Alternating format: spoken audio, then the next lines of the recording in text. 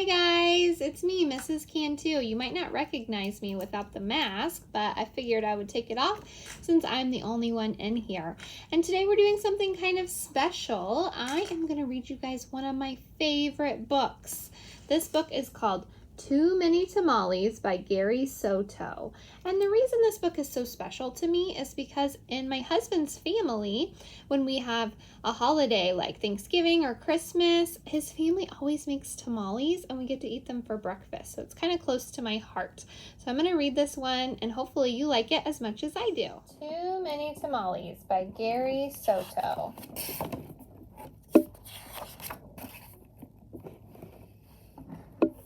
Snow drifted through the streets, and now that it was dusk, Christmas trees glittered in the windows.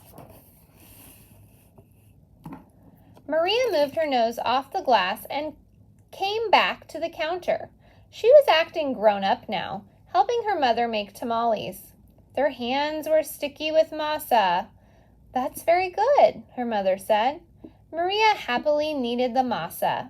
She felt grown up wearing her mother's apron. Her mom had even let her wear lipstick and perfume. If only I could wear Mom's ring, she thought to herself.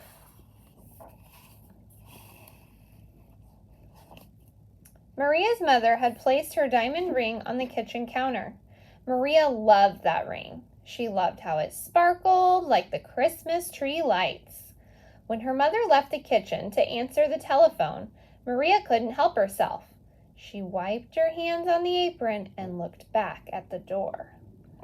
Ooh, I wonder what she's going to do.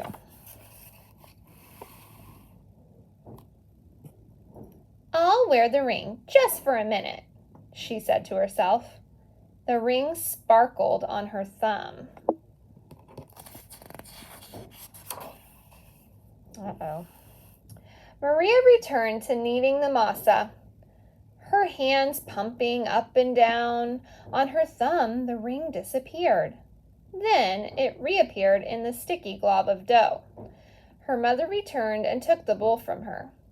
"Go get your father for this part," she said. Then the three of them began to spread the masa onto corn husks. Maria's father helped by plopping a spoonful of meat to the center and folding the husk.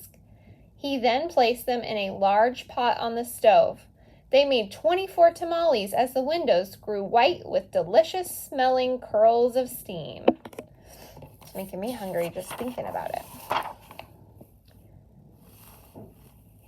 A few hours later, the family came over with armfuls of bright presents. Her grandparents, her uncle and aunt, and her cousins, Dolores, Teresa, and Danny. Maria kissed everyone hello. Then she grabbed Dolores by the arm and took her upstairs to play, with the other cousins tagging along after them.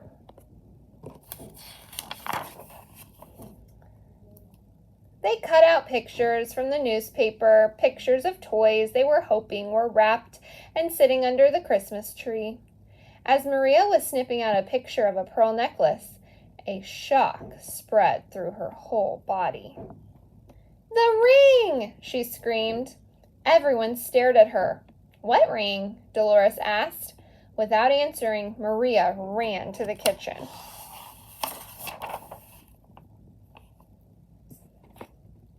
The steaming tamales lay piled on a platter. "The ring is inside one of the tamales," she thought to herself. "It must have come off when I was kneading the masa." Dolores, Teresa, and Danny skidded into the kitchen behind her. "Help me!"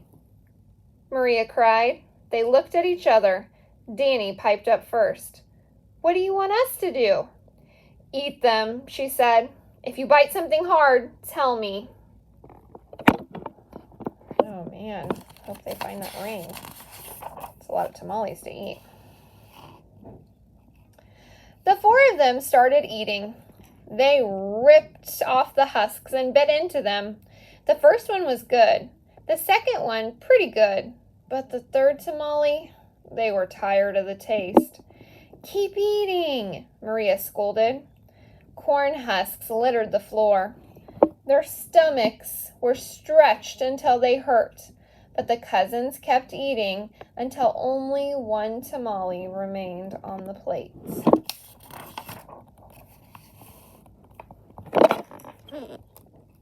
"This must be it," she said. "The ring must be in that one. We'll each take a bite. You first, Danny." Danny was the youngest, so he didn't argue. He took a bite. Nothing. Dolores took a bite. Nothing. Teresa took a big bite. Still nothing. It was Maria's turn. She took a deep breath and slowly, gently, bit into the last mouthful of tamale.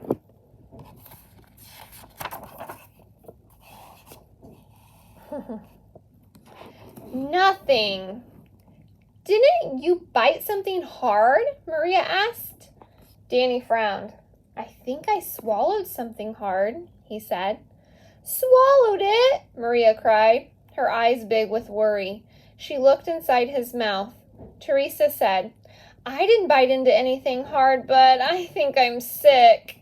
She held her stomach with both hands. Maria didn't dare look into Teresa's mouth. She wanted to throw herself onto the floor and cry. The ring was now in her cousin's throat, or worse, his belly. How in the world could she tell her mother? "But I have to," she thought.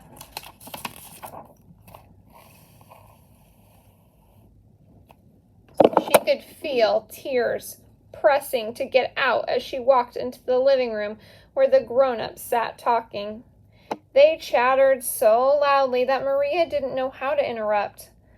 Finally, she tugged on her mother's sleeve. Oh, I wonder what her mom's gonna say. "What's the matter?" her mother asked. She took Maria's hand. "I did something wrong," Maria sobbed. "What?" her mother asked. Maria thought about the beautiful ring that was now sitting inside Danny's belly and got ready to confess. Then she gasped. The ring was on her mother's finger, bright as ever. "The ring!" Maria nearly screamed. Maria's mother scraped off a flake of dried masa. "You were playing with it?" she said, smiling gently.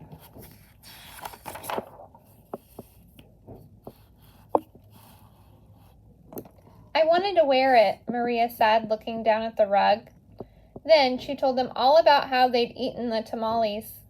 Her mother moved the ring a little on her finger. It winked a silvery light. Maria looked up at Aunt Rosa. She winked at her too.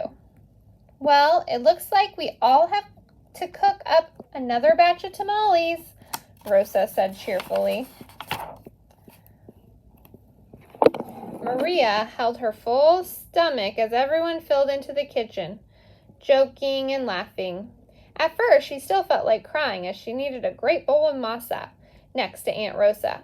As she pumped her hands up and down, a leftover tear fell from her eyelashes into the bowl and for just a second rested on her finger, sparkling like a jewel. Then Rosa nudged her with her elbow and said, "Hey, Nina, it's not so bad. Everyone knows that the second batch of tamales always tastes better than the first, right?" When Dolores, Teresa, and Danny heard that from the other side of the room, they let out a groan the size of 24 tamales. Yeah, they're probably still pretty full, I would guess. Then Maria couldn't help herself. She laughed. And pretty soon everyone was laughing, including her mother. And when Maria put her hands back into the bowl of masa, the leftover tear was gone. I don't know about you, but I am so glad that Maria solved her problem and she found the ring. It was on her mom's finger the whole time. Okay, well, thanks for listening to one of my favorite books. Hopefully I see you at school soon.